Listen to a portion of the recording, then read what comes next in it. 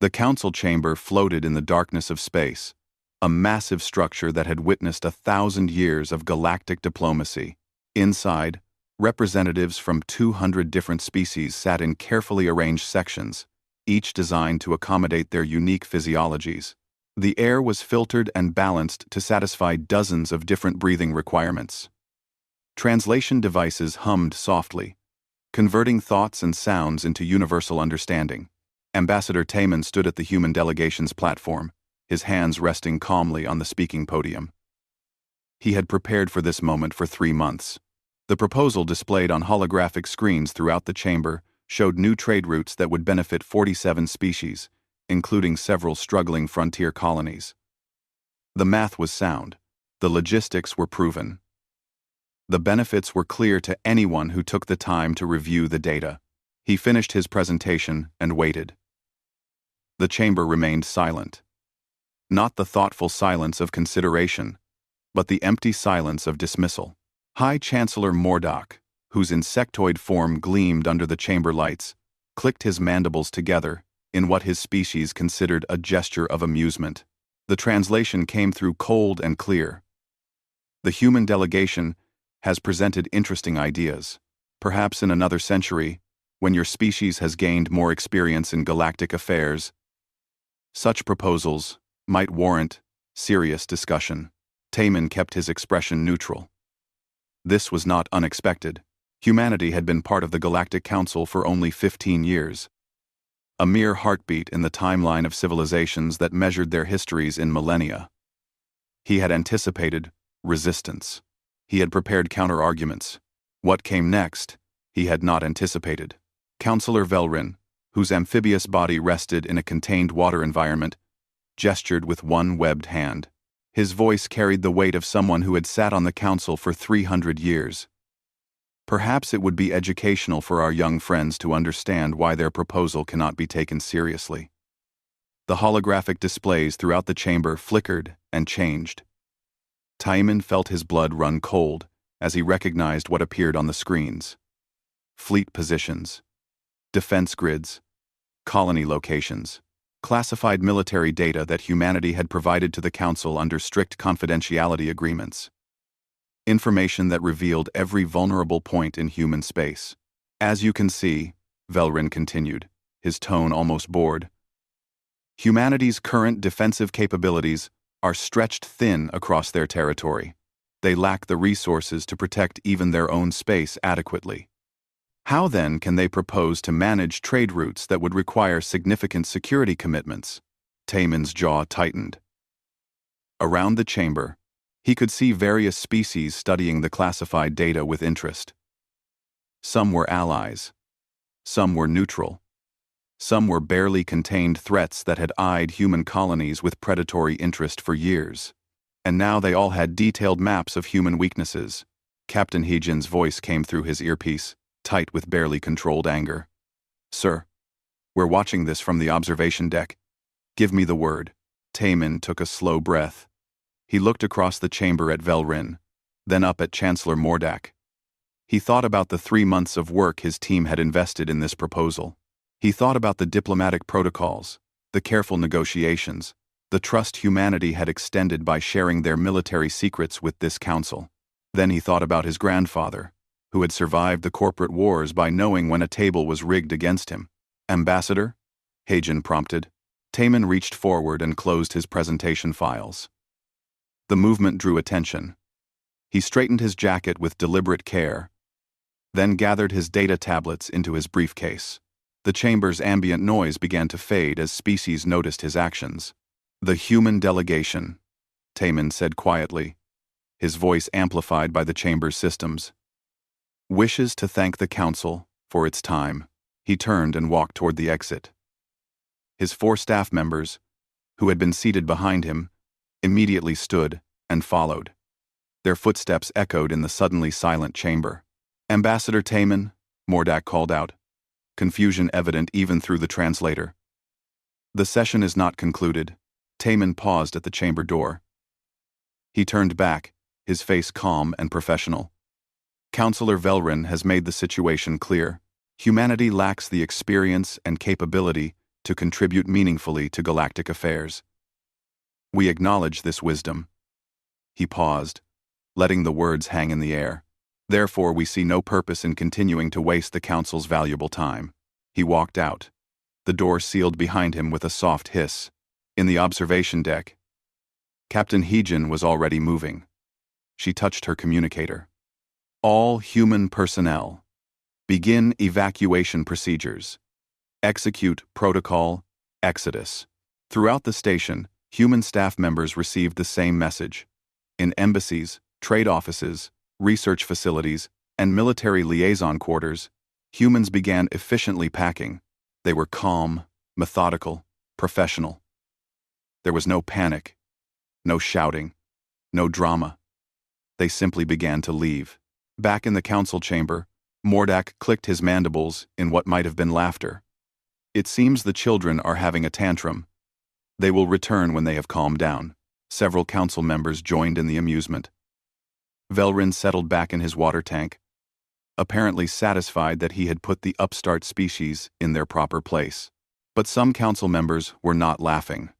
The Trell ambassador, whose species had worked closely with humans for a decade, was frantically accessing his communication system. The Rin counselor, young by galactic standards at only 70 years, watched the sealed door with an expression that might have been concern. 20 minutes later, the first reports began arriving. Human trade ships throughout Council space were breaking orbit, canceling contracts, and heading for the borders. Human researchers were downloading their personal files and closing their laboratories. Human military liaisons were wiping their computers and preparing to depart. An hour after that, the human embassy on the Council's primary world went dark. The building was empty, cleaned, and locked. Every piece of human technology had been removed. Every shared project had been dissolved with proper legal notifications.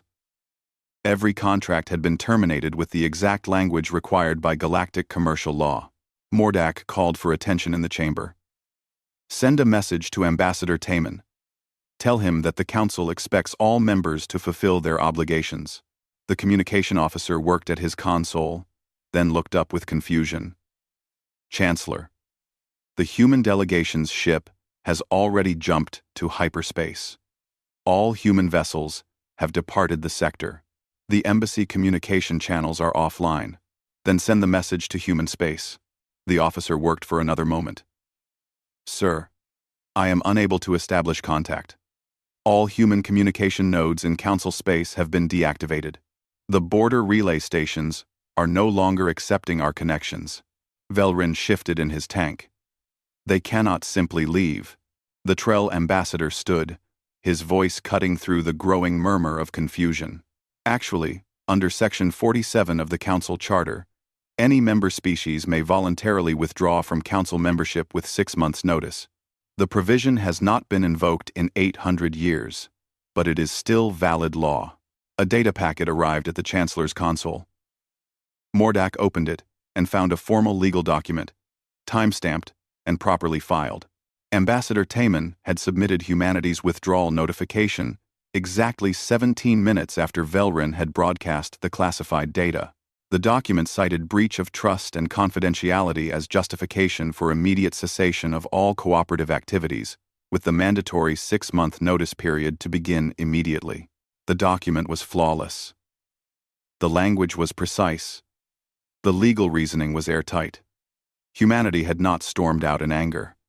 They had executed a planned withdrawal with the efficiency of a military operation. In the observation deck, now empty of human presence, a single message beacon continued to broadcast on all frequencies. The message was simple. Humanity thanks the Galactic Council for 15 years of membership. We have learned much. We wish you continued prosperity. This decision is final. The Galactic Council sat in their chamber and slowly realized what they had lost. And in the darkness beyond their station, human ships were already jumping to hyperspace, heading home, leaving behind a galaxy that had never truly valued their presence. 3 days had passed since Ambassador Taman walked out of the council chamber. Director Junho sat in his office deep within the Intelligence Ministry building, watching the evacuation reports scroll across his screens. Every single human in Council space was coming home, and the operation was proceeding exactly as he had planned 5 years ago. People called him paranoid. When he had first proposed Protocol Exodus during a classified briefing, senior officials had laughed. The Council would never betray humanity's trust. They said, "We are partners in galactic civilization," they said. Junho had smiled politely and continued building his contingency plans anyway. Now those plans were saving lives and protecting human interests across 200 solar systems. His assistant knocked and entered. "Sir, the last civilian transport just cleared the Kryn sector. Military escort is maintaining perimeter. 0 incidents." Junho nodded. "And the embassy staffs? All extracted. The trade offices are empty. Research facilities have been cleared and sanitized. We left nothing behind except furniture." 1. Good. Junho pulled up a different screen, this one showing economic data. The numbers were fascinating. The evacuation had cost humanity 17 billion credits in terminated contracts, abandoned leases, and transport expenses. But the intelligence value of what they had learned in 15 years of Council membership? Priceless. Humanity now knew which species could be trusted and which could not. They knew which technologies the Council suppressed and which markets were artificially controlled. They knew the Council's military capabilities, its political fault lines, and its deepest institutional weaknesses. They had entered the Council as naive newcomers. They were leaving as educated opponents. Opponents, Junho thought. Not enemies. Not yet. But definitely not friends. Across human space, Governor Minji was dealing with different problems. She stood in the command center of Frontier Station 7, looking at supply projections. The frontier colonies had relied heavily on Council trade networks. Now, those networks were gone. "How long before the food shortages?" she asked her logistics officer. 4 months at current consumption. "But we have the hydroponic expansions coming online in 6 weeks. If we implement rationing immediately, we will be fine." "Do it." "What about medical supplies?" "That is more complicated. 15 medicines were exclusively manufactured in Council space. We have enough for 3 months. Minji tapped her fingers on the console. "Get me a line to the pharmaceutical research centers. Tell them they have 3 months to reverse engineer those medicines or develop alternatives. Unlimited funding. 2. Presidential authorization. They will say it is impossible. Then they will fail trying. But I think they will succeed." Minji smiled slightly. "Human doctors are very good when properly motivated." Way. She was right. Across the frontier, humanity was discovering something important. Without Council regulations, without Council oversight, without Council approval processes, human innovation was about to accelerate dramatically. On the Council border, Ambassador Kyung-soo met with the Trell Confederacy representative in a quiet room on a neutral station. The Trell were one of the few species who had genuinely befriended humanity. Ambassador Reln looked worried. "Your withdrawal has caused chaos," Reln said. 6 more species are now considering leaving the Council. Kyung-soo sipped his tea. "Which ones?" Reln listed them. Kyung-soo recognized all 6. Young civilizations, technologically advanced, politically marginalized by the Council's old guard. They had probably been watching humanity's experience with great interest. "What will you do?" Reln asked. "We will offer them the same thing we are offering the Trell Confederacy. Partnership, trade agreements, research cooperation, mutual defense treaties. But on our terms, not the Council's. You are building an alliance. We are building friendships with species who treat us as equals." Kyung-soo set down his tea. "The Council had a chance to be that for us. They chose differently." Kyung-soo. Reln was silent for a moment. "The Trell government wishes to formalize our alliance with humanity. We would like to propose a formal treaty." Kyung-soo smiled. We were hoping you would say that. Back in Council space, the effects of humanity's withdrawal were becoming impossible to ignore. Station Master Prell stood on the command deck of Trade Station Omega, staring at his screens in disbelief. Shipping traffic had dropped by 40% in 3 days. 40%. He had not realized how much galactic trade flowed through human shipping companies.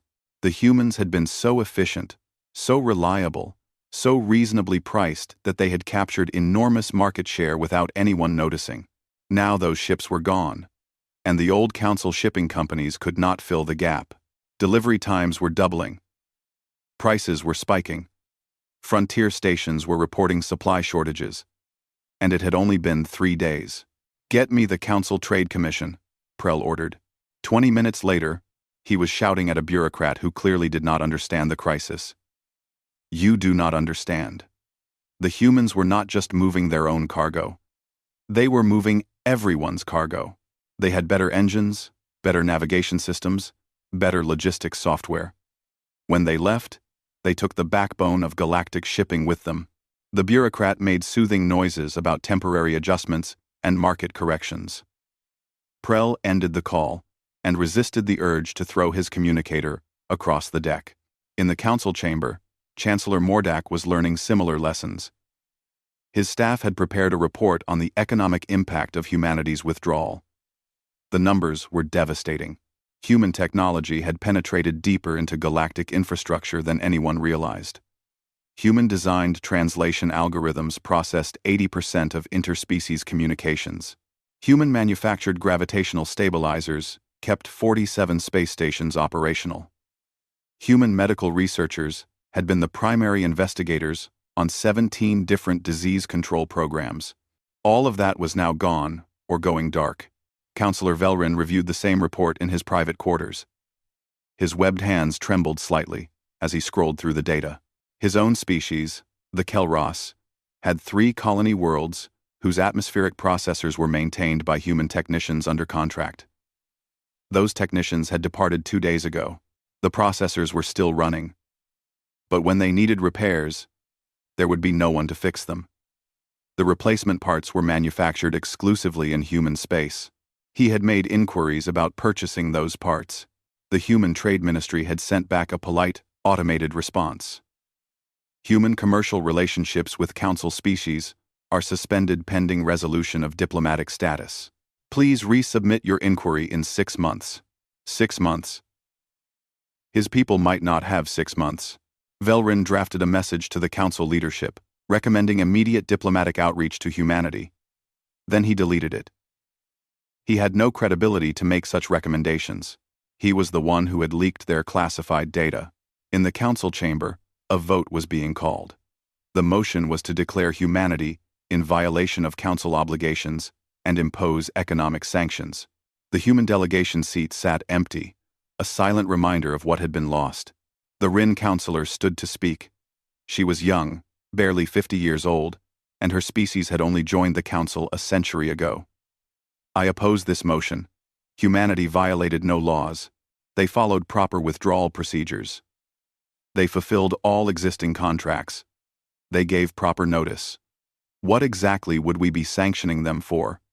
For having dignity?" Several older counselors made sounds of disapproval. The Rin counselor continued. "Let me be clear about what happened here. We treated our newest members with contempt. We dismissed their ideas without consideration. We broadcast their classified military secrets to the entire galaxy, violating every principle of confidential diplomacy. And when they responded by legally withdrawing from this council, we are now considering punishing them for it." She looked around the chamber. Perhaps we should be asking ourselves why 6 other species are now considering withdrawal as well. The motion failed.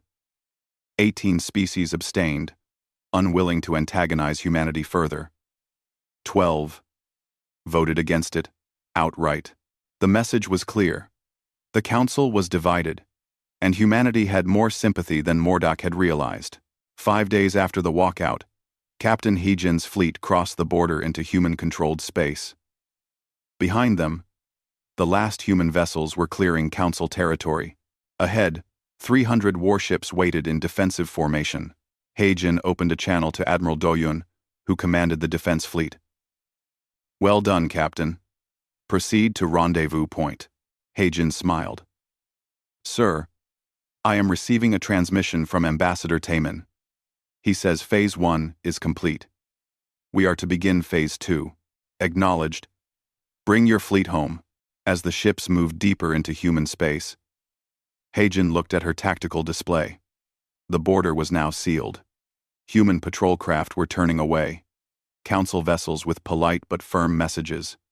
No exceptions. No negotiations. A message buoy activated, broadcasting to all Council frequencies. The message was simple. Human space is now closed to Council vessels. We wish you well. In her quarters, Heijin poured herself a drink and thought about what came next. Phase 2 was about building something new. Humanity had left the Council. Now they would show the galaxy what they could accomplish without the Council's restrictions. She raised her glass in a silent toast to Ambassador Taemin and every human who had walked away from the Council with their dignity intact. The galaxy thought humans had stormed out in anger. They would soon learn the truth. Humans had not left in anger. They had left with a plan. 4 months had passed since humanity closed its borders. Merchant Juan stood on the observation deck of Trade Station Kelos, watching ships come and go, and remembering when the docks used to be crowded with human freighters. Now there was just empty space where those ships used to be. Juan had made a good living as an independent trader operating on the Council border. He had been smart enough to maintain good relationships with human shipping companies, which meant reliable cargo exchanges and fair prices. Now, those relationships were worth nothing. The humans were gone, and his profit margins had collapsed. He was not alone in his suffering. Throughout the station, businesses were closing. The market district, that once bustled with activity, was now half empty. 3 restaurants had shut down last week. The repair facilities were operating at 30% capacity. A news broadcast played on the public screens. The anchor was discussing the latest crisis. The mining colony on Trevos 4 had run out of specialized drilling equipment. The equipment was manufactured exclusively by a human company. Without it, the colony could not extract the rare minerals that were its entire economy. 2,000 colonists faced evacuation. Juan changed the channel. Another news program, another crisis. A hospital on the fringe worlds could not treat a spreading plague. Human researchers had been developing the cure, and they had taken all their research with them when they left. The hospital was now requesting emergency assistance from any medical facilities that might have relevant data. No one had relevant data. The humans had been the only ones working on that particular disease. Juan turned off the screen and walked through the station corridors. He passed a group of station technicians, arguing with their supervisor. He caught fragments of the conversation. The gravitational stabilizers need recalibration. But the diagnostic software was designed by humans. We do not have the access codes anymore. Can we bypass it? Not without risking a complete system failure.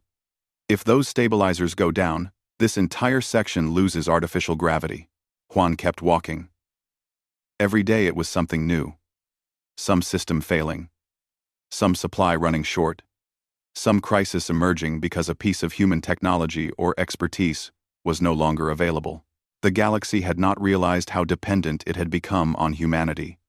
Now it was learning the lesson the hard way.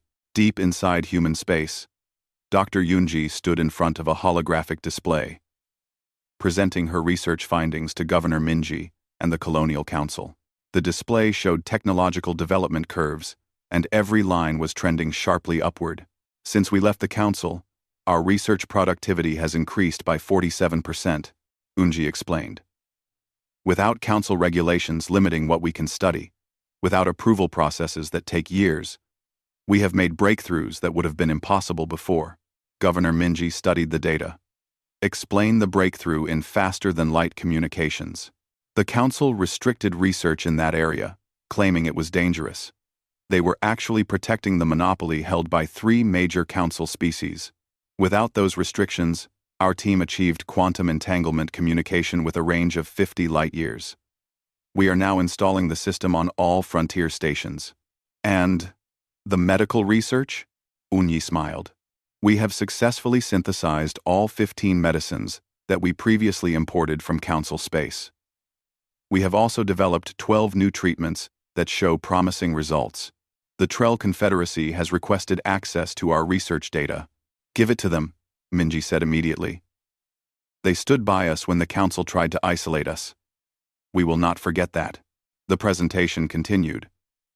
New ship designs, improved defensive systems, advanced agricultural techniques. Humanity was not just surviving in isolation. They were thriving.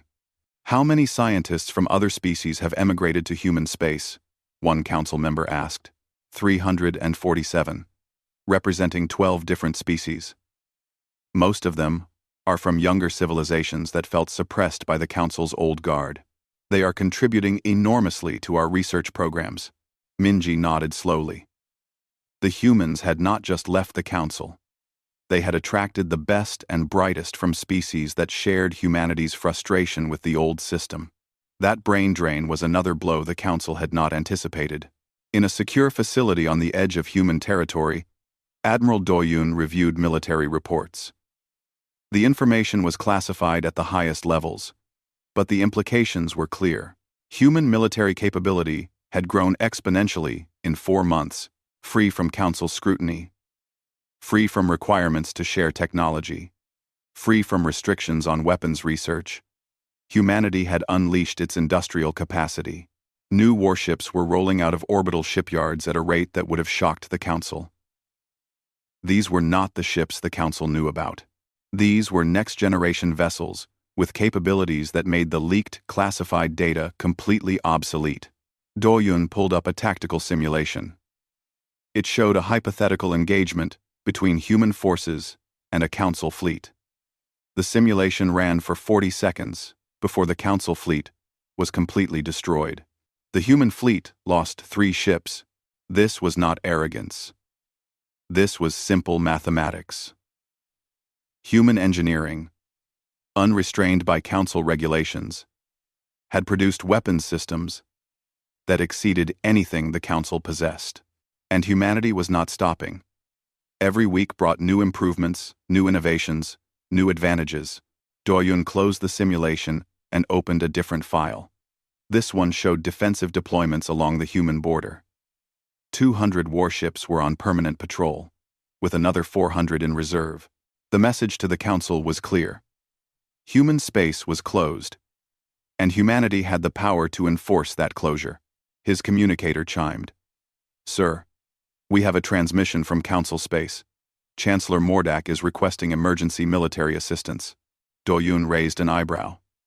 What is the nature of the emergency? The Vryn sovereignty has attacked 3 Council border worlds. Initial reports indicate heavy casualties. The Council fleet is responding, but is outnumbered. The Vryn. Doyun knew about them.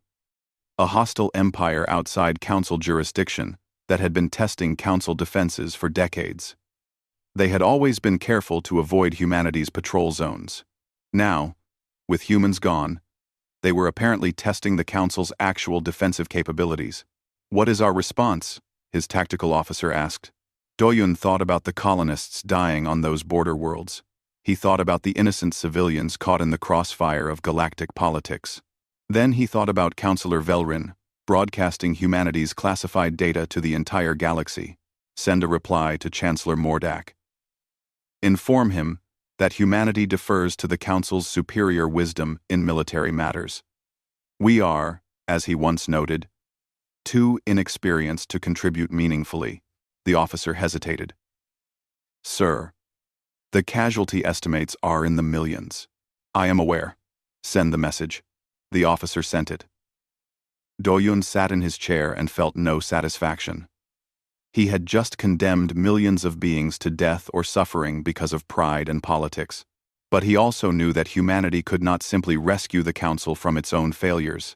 That would teach them nothing. The galaxy needed to understand that actions had consequences. On the Council homeworld, Councillor Velrin watched the news broadcasts in his private quarters. The Vryn attacks were devastating. The Council fleet was fighting hard, but lacked the coordination and tactical sophistication that human forces had once provided.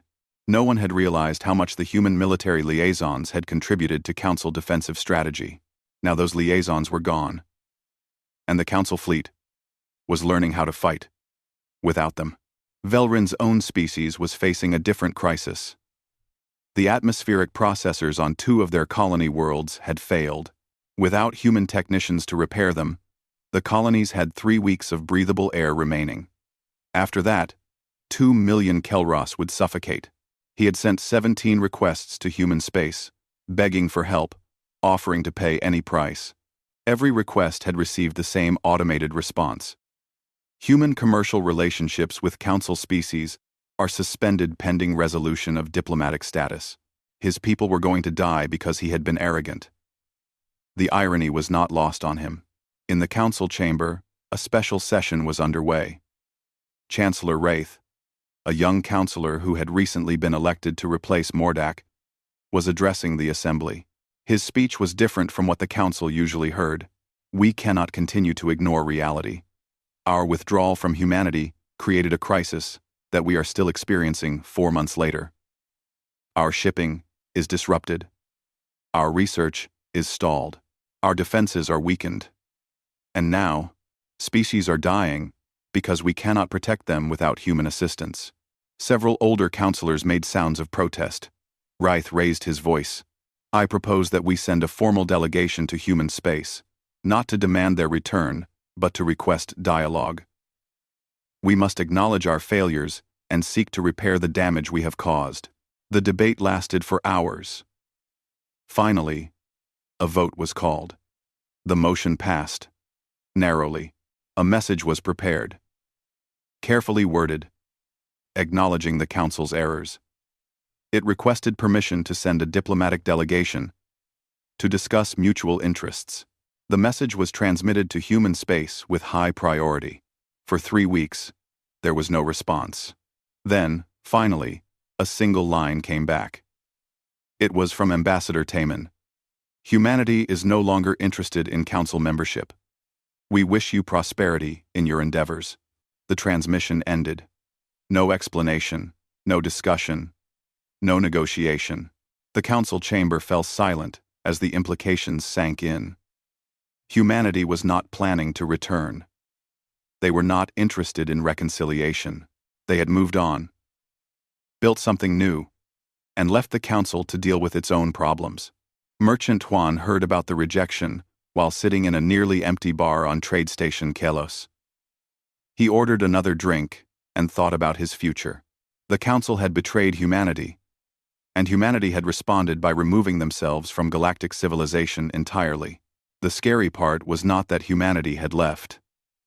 The scary part was that they were apparently doing fine without the Council. Better than fine.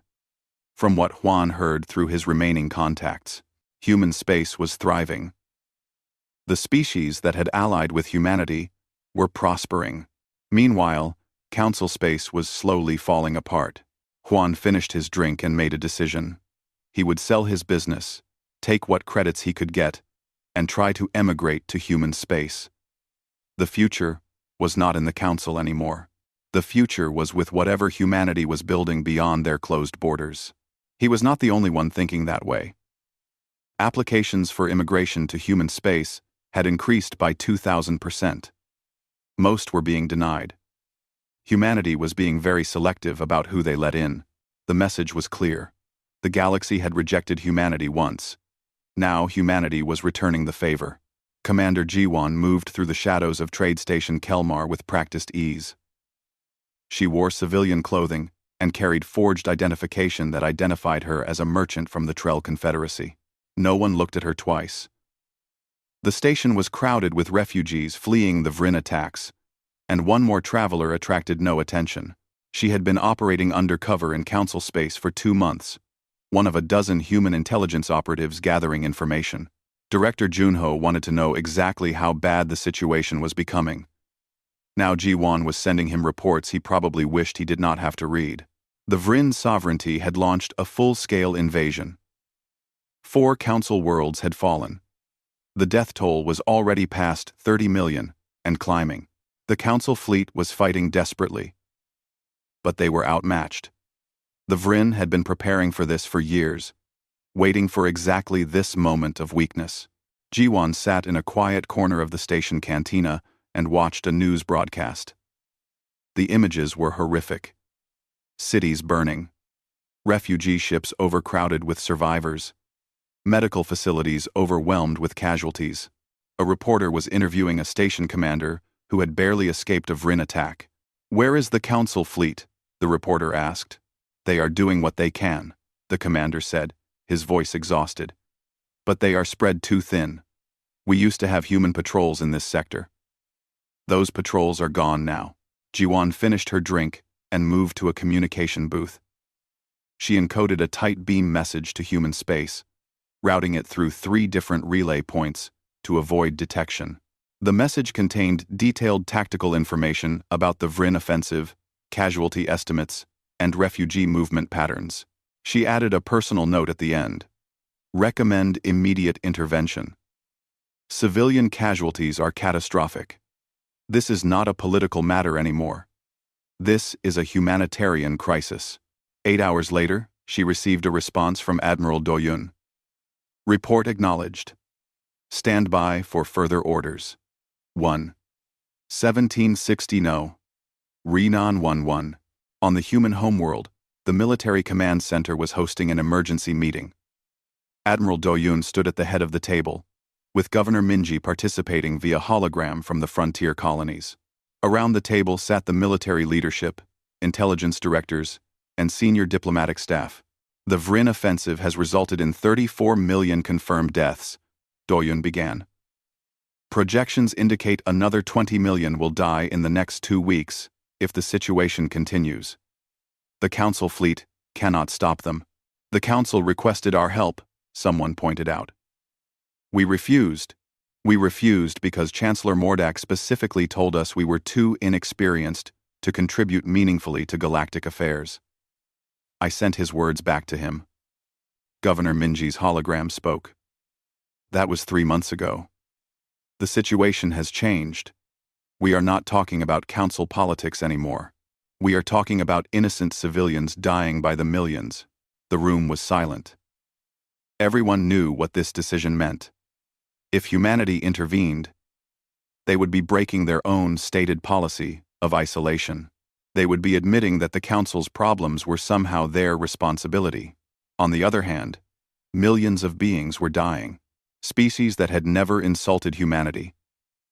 Civilians who had no part in the council's arrogance. "Commander Jiwon sent a personal recommendation," Do-yoon said quietly. "She is on the ground, watching this happen. She says this is no longer about politics." "What are you proposing?" Governor Minji asked. Do-yoon pulled up a tactical map. "We send the 3rd Fleet into Vryn combat zones. We do not coordinate with the Council. We do not ask their permission. We engage the Vryn forces, protect the civilian populations, and then we leave immediately. We make it clear that we are not acting on behalf of the Council. We are acting because it is right. We noters." After, the debate lasted for 2 hours. Finally, Governor Minji called for a vote. The decision was made by a narrow margin. Humanity would intervene, but on its own terms. 3 days later, the Vryn attack fleet moved on a refugee convoy fleeing from the colony world of Prestos 3. 50 civilian ships, carrying 2 million refugees, were guarded by only 4 council warships. The Vryn had 16 heavy cruisers. The outcome was not in doubt.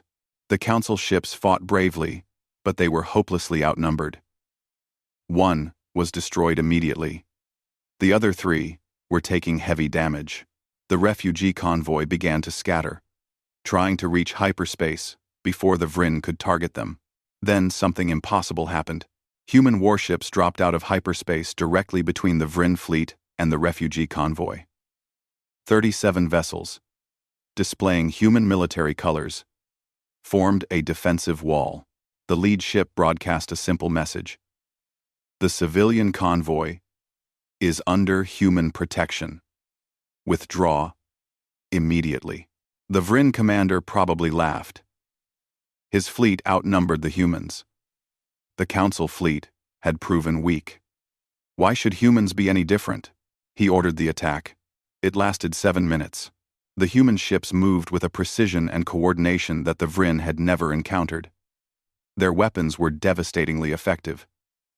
Their shields absorbed Vryn fire with minimal damage. Their targeting systems were impossibly accurate. When the engagement ended, 14 Vryn cruisers were destroyed. The remaining 2 were badly damaged and fleeing at maximum speed. The human fleet had suffered 0 casualties and minimal damage. The refugee convoy sat in stunned silence as the human ships established a protective perimeter. Medical transports appeared, offering assistance. Supply ships distributed food and emergency equipment. The humans were efficient, professional, and completely impersonal. They provided help and answered questions, but they did not engage in casual conversation. Within 6 hours, the refugee convoy was safely in Council territory, protected by human escort. Then, the human ships turned and jumped back into hyperspace, without a word to the Council forces in the area. Over the next 72 hours, the same pattern repeated across 4 different battle zones. Human fleets appeared without warning, engaged Vryn forces with overwhelming effectiveness, protected civilian populations, and then departed immediately. They ignored all Council communications. They refused all offers of coordination. The message was clear. Humanity was helping civilians, not the Council. The Vryn offensive collapsed. Their fleets retreated, having lost nearly 40% of their combat strength in 3 days. The Council had been fighting them for 2 months and barely slowed them down. Humanity had broken them in 3 days. In the Council chamber, the atmosphere was stunned. Chancellor Wraith watched recordings of the human military interventions. The technological superiority was obvious. Those were not the ships the Council knew about. Those were next-generation vessels, with capabilities that exceeded anything in the Council's arsenal. How did they develop this so quickly? Someone asked. The Trell ambassador stood. They developed it because they were no longer restricted by Council regulations. Because they did not have to submit their research for Council approval. Because they could innovate freely. He paused. This is what humanity can accomplish when we do not hold them back.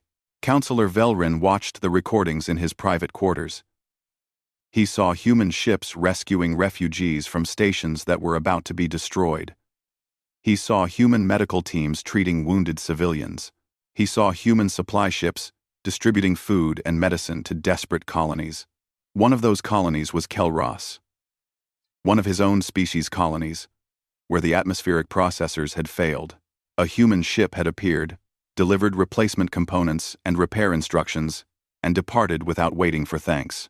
His people were going to survive because humans had decided to help them, even though Velrin had betrayed humanity's trust. He drafted a message to Ambassador Taman. Not an official communication. A personal one. He did not ask for reconciliation. He simply acknowledged what he had done and expressed his understanding of why humanity had left. He sent the message and did not expect a response. 3 days later, he received one. It was brief. Your people did not betray us. You did. We have helped your people because they deserve help. You should consider whether the council you serve actually serves anyone but its oldest members. Velrin read the message 3 times. Then he began writing a proposal for fundamental council reform. Director Sujin sat in her office in the Human External Affairs Ministry, reviewing proposals. 7 council species had sent secret communications requesting direct treaties with humanity, bypassing the council entirely. They offered technology exchanges, mutual defense pacts, and open borders. These were young civilizations, species that had been marginalized by the council just as humanity had been. They had watched humanity's departure and its subsequent prosperity. Now they wanted to be part of whatever humanity was building. Sujin forwarded the proposals to Ambassador Taman with her recommendation. Accept them all. This was the opportunity to build something new. Not the Council's hierarchy, but a genuine alliance of equals. Taman reviewed the proposals and smiled. Humanity had not just left the Council. They had created an alternative. The Trell Confederacy had already joined them. Now 6 more species wanted to formalize their relationships. He drafted response messages, carefully worded. Humanity would accept these partnerships, but on specific terms. All members would be equals. Decisions would require consensus. Military force would be permitted only for defense or humanitarian purposes. He sent the messages and waited. Within 48 hours, all 7 species had accepted. The Alliance of Free Worlds was born. On Trade Station Kelmar, Commander Jiwan watched the news broadcasts, showing human ships evacuating the last civilians from the war zones. She smiled slightly. Humanity had proven something important in the last 3 days. They had proven that they did not need the Council's permission to do what was right. They had proven their military superiority. Most importantly, they had proven that they were building something better than what the Council offered. She encrypted a final message to Admiral Doyun. Mission complete. The galaxy is watching. They are impressed. Recommend we capitalize on this momentum. Doyun read the message and nodded. Phase 3 was about to begin. Humanity had left the Council. They had survived in isolation. They had demonstrated their capabilities. Now it was time to show the galaxy what real leadership looked like. 14 months had passed since Ambassador Taman walked out of the Council chamber. Now he stood on a neutral station, waiting in a private meeting room. The door opened, and Councillor Velrin entered, moving slowly in his environment suit designed for amphibious species. They looked at each other for a long moment. The last time they had been in the same room, Velrin had betrayed humanity's trust. Now he was here alone, without guards, without diplomatic staff, just one old counselor who had finally learned his lesson. Thank you for agreeing to meet, Velrin said quietly. Taman gestured to a seat. They sat across from each other at a simple table. No recording devices, no witnesses, just 2 diplomats having a conversation that would never appear in any official record. Why did you come? Taman asked. To understand. Velrin's translator carried the weight of genuine curiosity. Your species walked away from the Council. You survived in isolation. You built an alliance. You saved millions of lives during the Vryn invasion. And through all of this, you never asked to return to the Council. I need to understand why. Taman considered his response carefully. The Council operates on a principle of hierarchy. Old civilizations guide younger ones. Experienced species mentor newcomers. On the surface, it seems reasonable, but you disagree. I disagree with the arrogance built into that system. The assumption that age equals wisdom. The belief that newer civilizations have nothing to teach older ones. The Council preserved peace, yes, but it also preserved stagnation. Velrin was silent, processing this. Taman continued. When you broadcast our classified data, you proved something important. You proved that the Council did not see us as partners. You saw us as subordinates who needed to be reminded of our place. That was the moment we realized we would never be equals in the Council. So, we left. And now you are building something to replace us. Not to replace you. To provide an alternative. Taman leaned forward. The Alliance of Free Worlds operates on different principles. Every member species is equal, regardless of how long they have been spacefaring. Decisions require consensus, not majority vote. We share technology freely.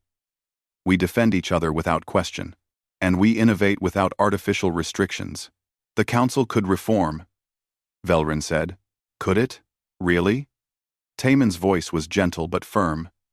Your institution is 2,000 years old. Its structures are designed to concentrate power in the hands of the oldest species. Reforming that would require the powerful to voluntarily give up their power. How often does that happen? Velrin had no answer. They both knew the truth. The Council would not reform, not fundamentally.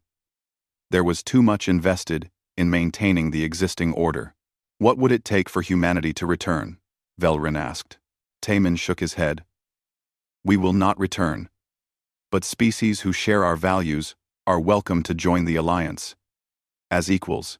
Is that an invitation? It is a statement of fact.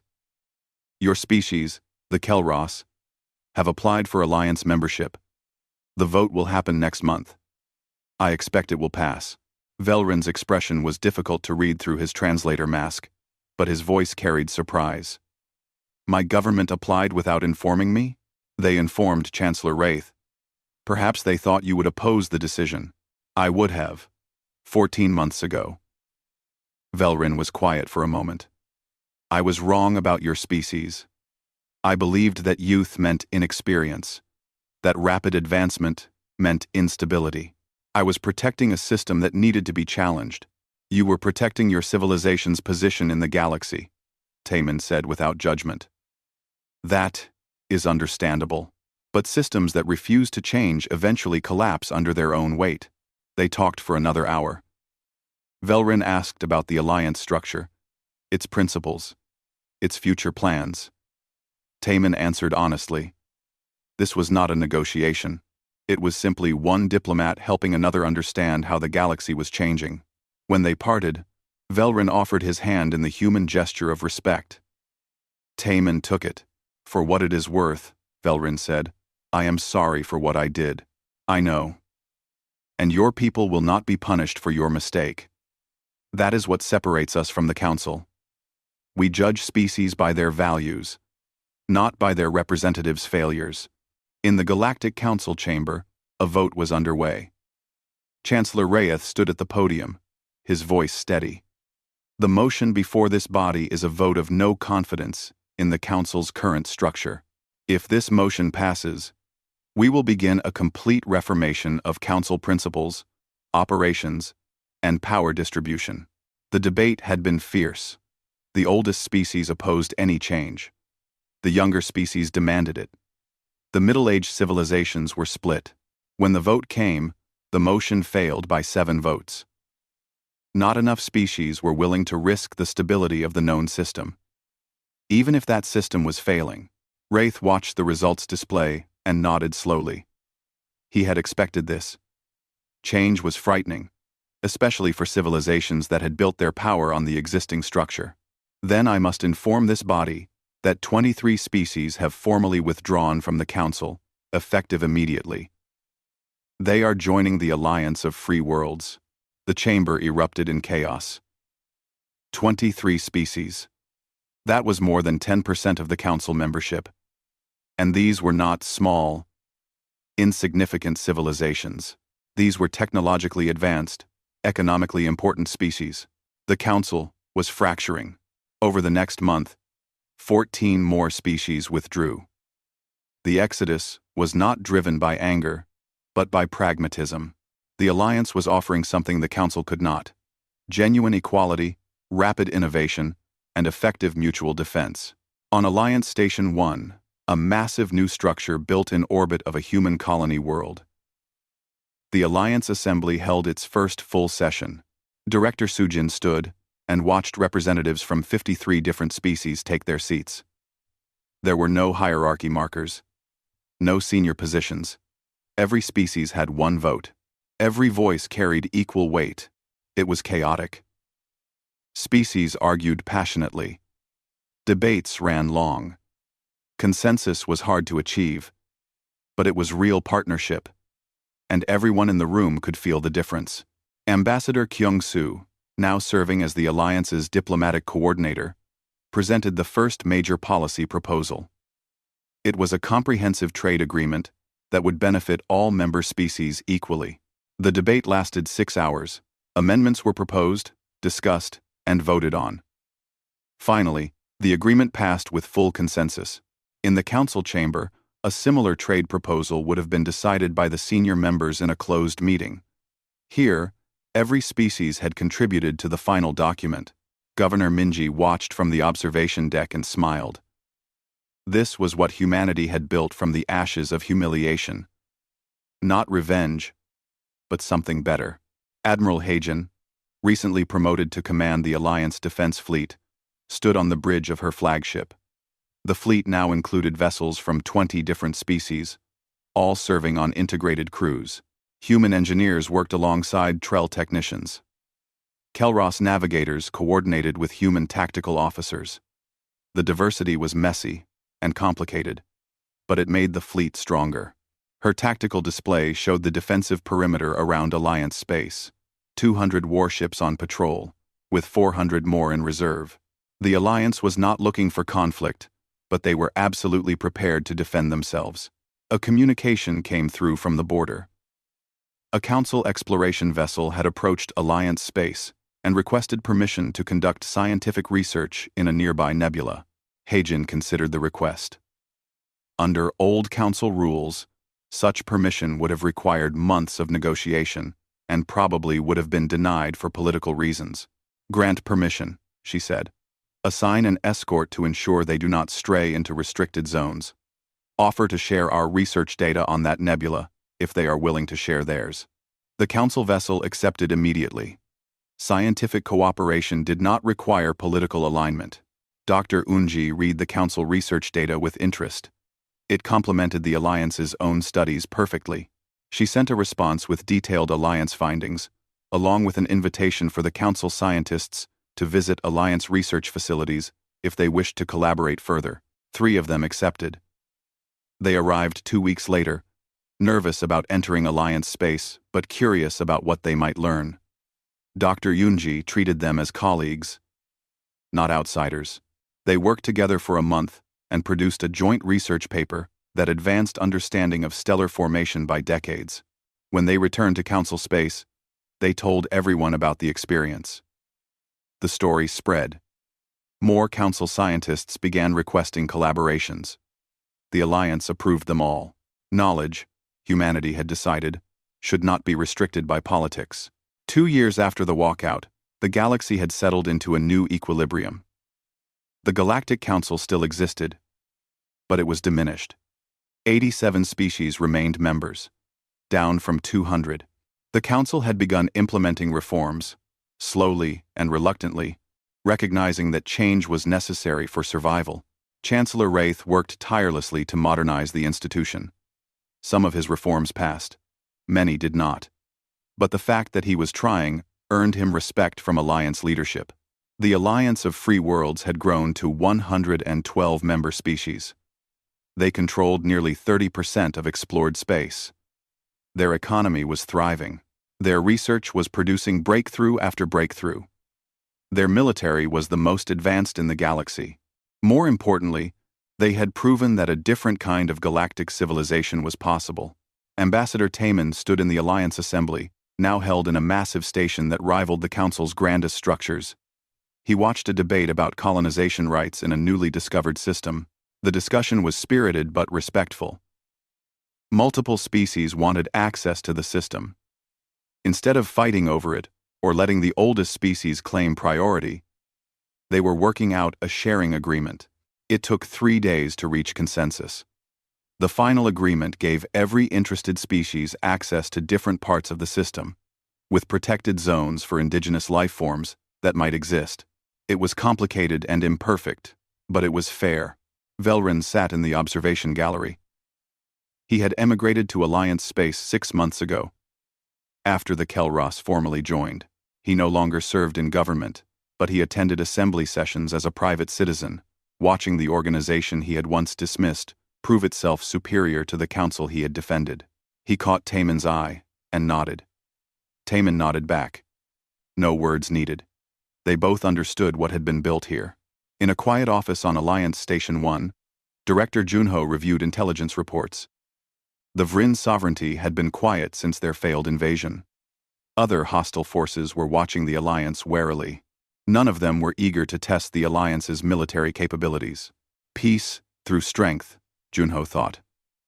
But also peace through principle.